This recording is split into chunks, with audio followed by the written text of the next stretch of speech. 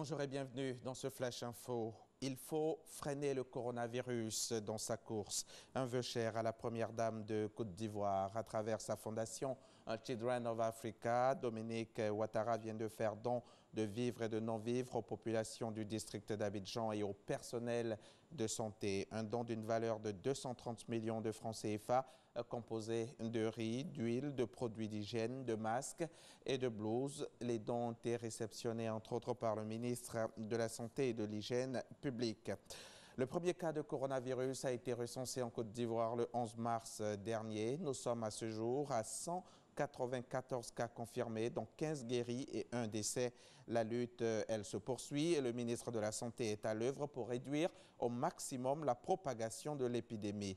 Les gestes barrières restent la distanciation sociale, tousser et éternuer dans un mouchoir jetable ou dans le creux du coude et bien sûr le lavage des mains à l'eau et au savon ou l'utilisation du gel hydroalcoolique. Dr Eugène Akawele, le ministre de la Santé et de l'Hygiène publique, a réceptionné hier 15 tonnes de matériel destiné aux agents de santé. Un don qui fait suite à un premier arrivage de 30 tonnes de médicaments 48 heures plus tôt. Cela dans le cadre, bien sûr, de la riposte contre la maladie à coronavirus. Les précisions de Franck Guadion. Aéroport Félix Houphouët-Boigny. Un avion sur le tarmac. Ce n'est pas un vol régulier. Des dizaines de cartons sont réceptionnés et acheminés ici, dans cet entrepôt. C'est le deuxième arrivage du don d'équipements médicaux fait à l'État de Côte d'Ivoire par l'entreprise Arise Ivoire. Le contenu du gel hydroalcoolique, des thermoflash et des tenues entre autres. En tout, 15 tonnes de matériel réceptionné par le ministre de la Santé et de l'Hygiène publique, Eugène Akawele. Hier, nous étions ici au nom du gouvernement pour traduire toute notre reconnaissance. La reconnaissance d'abord du ministère de la Santé, principal bénéficiaire, mais au-delà, bien entendu, la reconnaissance de tout le gouvernement. 15 tonnes qui font suite à un premier lot d'équipement de 31 tonnes, il y a de cela 48 heures.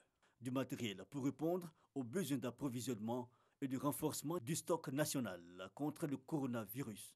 Je pense que la première cible, c'est le corps médical. Donc il faut protéger le corps médical, lui donner les moyens d'aider la population. Donc nous avons entamé depuis lundi un plan de distribution qui va durer toute la semaine et se poursuivre la semaine prochaine. Chaque établissement de santé aura sa part, puisqu'aujourd'hui il est établi que le coronavirus n'est pas seulement à Abidjan, même si Abidjan demeure un peu l'épicentre. L'entreprise donatrice envisage dans les jours à venir renforcer le dispositif par un autre arrivage de matériel sanitaire. Cette entreprise, spécialisée dans le développement d'infrastructures et de logistique intégrée, a injecté dans cette opération citoyenne 1 milliard de francs CFA. Ses responsables disent être déterminés à mobiliser davantage leurs ressources et réseaux pour mieux accentuer la lutte contre le coronavirus. Toujours en riposte à la pandémie de coronavirus, les mosquées sont fermées depuis le 18 mars sur toute l'étendue du territoire ivoirien. Mais pour autant, les imams ne chôment pas. Les guides religieux sont de plus en plus nombreux à faire usage de l'audiovisuel et du numérique pour porter le message aux fidèles. Une méthode qui marche selon le constat de notre reporter Mahama Traoré, constat que vous pourrez suivre à 13 h. Tandis que le Conseil de sécurité est bloqué par la Chine et les États-Unis qui s'opposent dans une bataille sémantique, n'est pas parvenu à faire une seule déclaration sur la pandémie de Covid-19. Jeudi à New York, 187 pays sur les 193 membres au total ont fait adopter une résolution en Assemblée générale, amenée par Singapour, la Suisse, l'Indonésie, la Norvège, le Liechtenstein et le Ghana. Les pays se sont accordés pour demander plus de coopération dans la lutte contre le coronavirus et de relations multilatérales. Selon le comptage de l'université Johns Hopkins, pire bilan quotidien d'un pays, 1169 morts ont été enregistrés en 24 heures aux États-Unis. En chiffre absolu, c'est le bilan sur 24 heures le plus élevé jamais enregistré dans un pays depuis le début de la pandémie. L'Italie a toutefois frôlé le millier de morts, 969. C'était le 27 mars dernier avec une population 5 fois moins nombreuse que celle des États-Unis. La pandémie de Covid-19 a dépassé le million de malades dans le monde. Elle a fait plus de 52 000 morts et a mis en pause l'économie mondiale.